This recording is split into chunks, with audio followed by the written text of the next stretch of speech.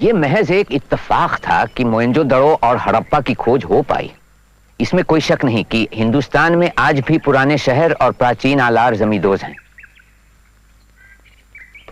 जब से ये पंक्तियां लिखी गई हैं, सिंधु सभ्यता के और कई शहर और गांव हमें मिले हैं।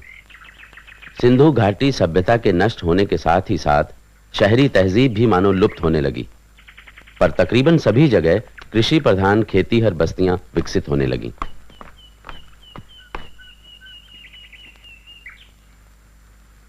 आर्य लोग हिंदुस्तान में 5-6 हजार या शायद इससे भी ज्यादा बरस पहले आए होंगे। कई सदियों तक उत्तर पश्चिम के पहाड़ों से कबीले पे कबीले, कुनबे पे कुनबे, लहर पे लहर सैकड़ों बरस तक आते रहे होंगे। शायद पहले उन्हें सिंधु घाटी तहजीब वालों ने और दूसरों ने भी रोका, मगर फिर उस सैलाब को रोक पाना उनके लिए नामुमकिन हो गया। क्या आप उन्हें पहाड़ी दर्रों से नीचे अनजान मैदानों में उतरते हुए नहीं देख पाते?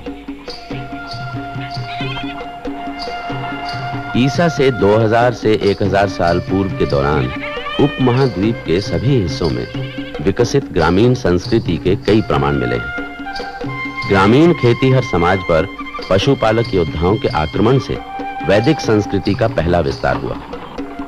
पराजित ग्रामीण समाज ने वैदिक योद्धाओं की भाषा अपनाई।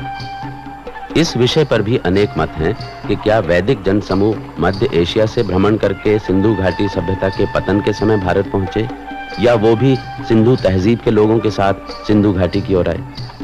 लेकिन खेतीबाड़ी और नागरीकरण में उन्हें ज्यादा समय लगा। जरा तसव्वुर कीजिए, दूर से आए हमारे पुरखे नदियों के किनारों पर पहुंचते हैं।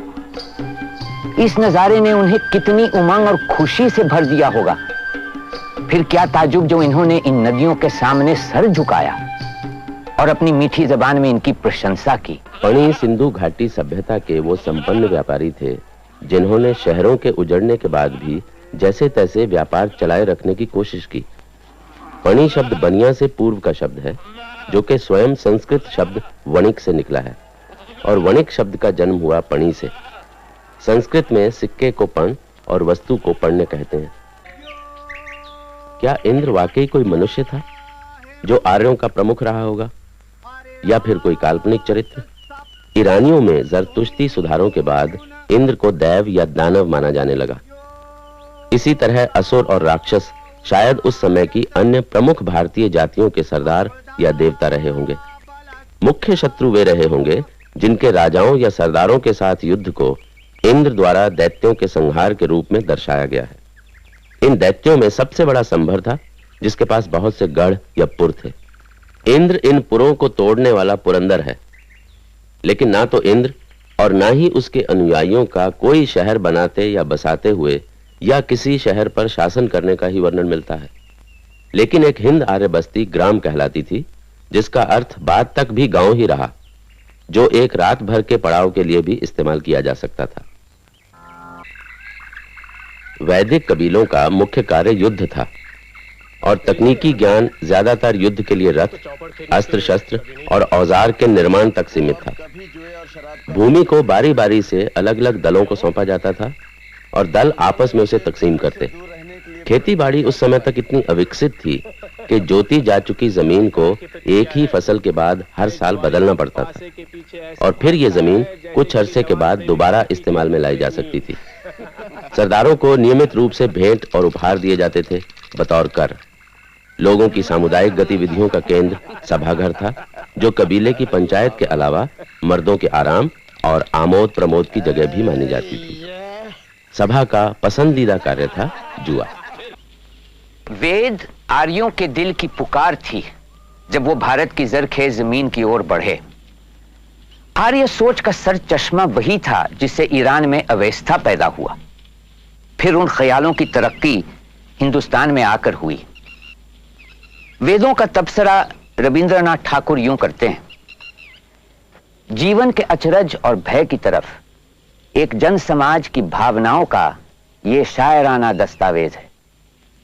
अपने सरल विश्वास से सबने प्रकृति की हर शक्ति में, हर तत्व में देव रूप देखा, पर यह विश्वास साहस और आनंद भरा था और उन्होंने रहस्यमय तस्वुर में जिंदगी को एक दिलकशी दी। लेकिन ऋग्वेद खुद सदियों की सोच और सभ्यता के विकास का सार है, जिस दौरान सिंधु घाटी तहजीब और कई दूसरी तहजीबें फली फूली। इसलिए ऋग्वेद में ये जो अर्पण है वो मुनासिब लगता है। हे ऋत्विज, हे पूर्वज, हे आद्य मार्गान्वेषी, वंदन है। एक अरसे तक आर्य लोग हिंदुस्तान के उत्तर में अफगानिस्तान तक ही महदूद रहे, जिसे वो ब्रह्मवर्त कहते थे। बाद में जब वो गंगा और यमुना के मैदानों में आकर बस गए, तब अपने इस नए वतन को आर्यवर्त कहने लगे। पुराने जमाने की तमाम तहजीबों की तरह आर्य भी नदियों के किनारे ही आकर बसे। उत्तर ऋग्वेद काल की आबादी पशुपालक वैदिक लोगों, किसानों और आदिम कबीलों का मिला जुला रूप थी। ये हिंद आर्य समूह लगभग 1000 वर्ष ईसा पूर्व में पंजाब से पूरब की ओर बढ़ने लगे। ये लोग मूल वैदिक लोगों से पूरी तरह भिन्न थे। इस दौर की विशेषता थी लोहे का इस्तेमाल। शुरू में लोहे के हथियार ही बनते थे, धीरे धीरे औजार भी बनने शुरू हुए। खेती के लिए लकड़ी के हल का इस्तेमाल शुरू हुआ। मिट्टी के बर्तन बनाना, कपड़े बुनना और लकड़ी का सामान तैयार करने की तकनीक सिंधु घाटी सभ्यता से ही ली गई। 8वीं शताब्दी ईसा पूर्व के आसपास मध्य गंगा घाटी के घने जंगली इलाके को साफ करने और जोतने में लोहे के औजारों का बड़े पैमाने पर इस्तेमाल हुआ, जिससे पैदावार बढ़ने लगी। यहां तक कि खपत से ज्यादा उत्पादन होने लगा, जिसके आधार पर ग्रामीण बस्तियों और नगरों की स्थापना हुई। ये अतिरिक्त उत्पादन एक ऐसे सामाजिक स्वरूप में ही संभव था जिसमें बड़े पैमाने पर श्रम उपलब्ध हो सके।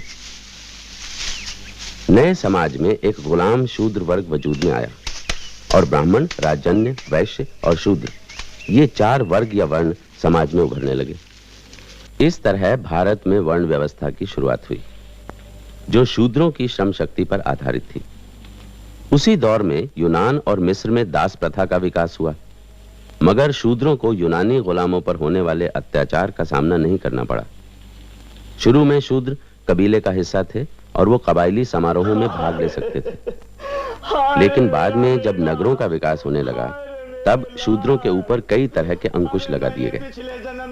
रामायण में राम ने शूद्र शंबूक को तप करने के अपराध में मृत्यु दंड दे दिया था। इस कथा से राम की क्रूरता का नहीं, बल्कि उस दौर के ब्राह्मणों की स्वार्थपूर्ण भावना का प्रदर्शन होता है, जिसके आधार पर इस कथा को बाद में रामायण में जोड़ा गया।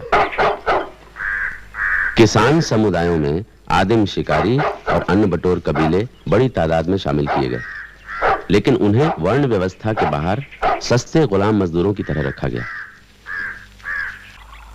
शंबूक और एकलव्य की कथाओं से हमें उस समाज की जानकारी मिलती है जिसमें प्रचलित वर्ण व्यवस्था में ब्राह्मणों का स्तर सबसे ऊंचा था और ब्राह्मण इस दर्जे को बरकरार रखने के लिए जुटे रहते थे। फिर भी ब्राह्मणों की इच्छाओं और वास्तविक स्थिति में काफी फर्क था। जाति प्रथा में कुछ हद तक लचीलापन भी था, जिसकी एक झलक हम 3 पिताओं का पुत्र नामक कहानी में देख सकते हैं। हालांकि ये कहानी बहुत बाद की है, लेकिन इसमें उत्तर वैदिक काल की मान्यताओं की झलक मिलती है। एक विद्रोही जिसकी जात का पता नहीं एक वैश्य औरत से शादी करता है।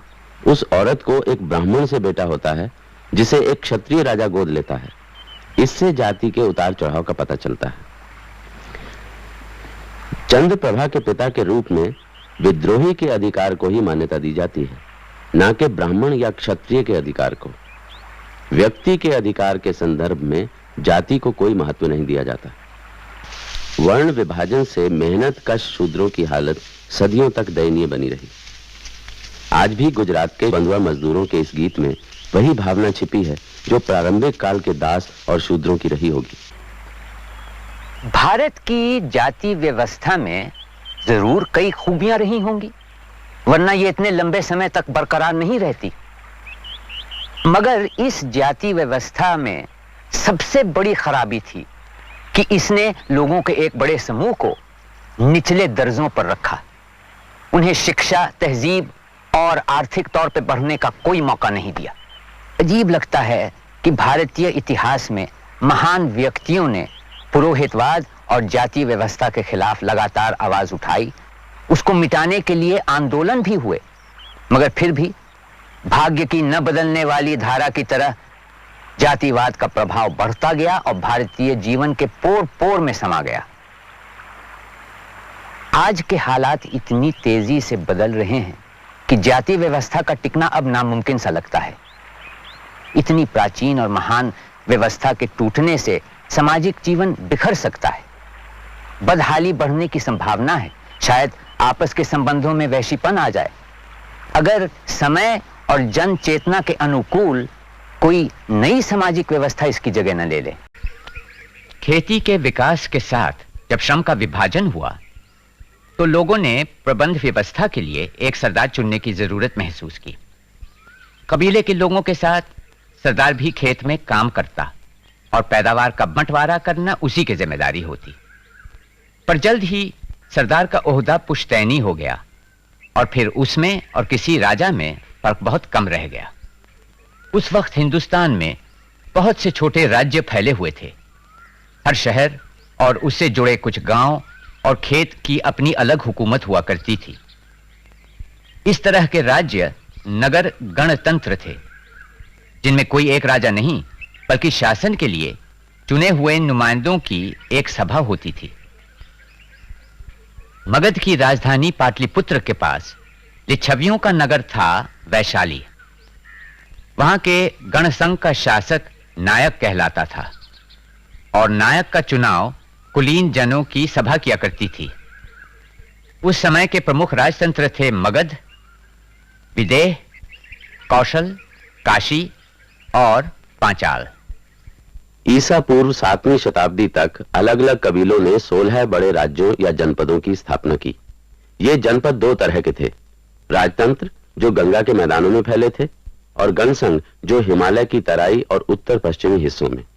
लेकिन चाहे वो राजतंत्र हो या गणसंघ, बुद्ध काल तक सत्ता पर आधारित राज्य की पूर्ण रूप से स्थापना हो चुकी थी। शुरू में राजा का चुनाव होता था, पर धीरे धीरे ये ओहदा पुश्तैनी हो गया और राजा के मरने के बाद उसका सबसे बड़ा बेटा गद्दी पर बैठने लगा। पुराने रीति रिवाजों की परंपरा राजा की मनमानी को रोके हुए थी। राज्याभिषेक के मौके पर राजा को जनसेवा की यह कसम लेनी पड़ती, अगर मैं आप लोगों पर ज्यादती करूं तो प्रभु मेरी जिंदगी और मेरे बच्चे मुझसे छीन ले। अहम कामों के लिए राजा को सदा हाजिर रहना पड़ता, क्योंकि राजा की इच्छा पर जन कार्य बंद नहीं किए जा सकते थे। प्रजा की खुशी में ही राजा की खुशी हुआ करती थी। जिस काम में उसे सुख मिले वो सही नहीं माना जाता था, बल्कि प्रजा का सुख ही उसे सही मानना पड़ता था। वैसे ये आदर्श बहुत कम राजा निभा सके। बहुतों ने अपनी मूर्खता की वजह से देश और प्रजा को बर्बाद कर दिया। यही वजह है कि हिंदुस्तानियों ने एक आदर्श राजा श्री राम की याद ताजा रखी है, जो समझदार भी थे, इंसाफ पसंद भी।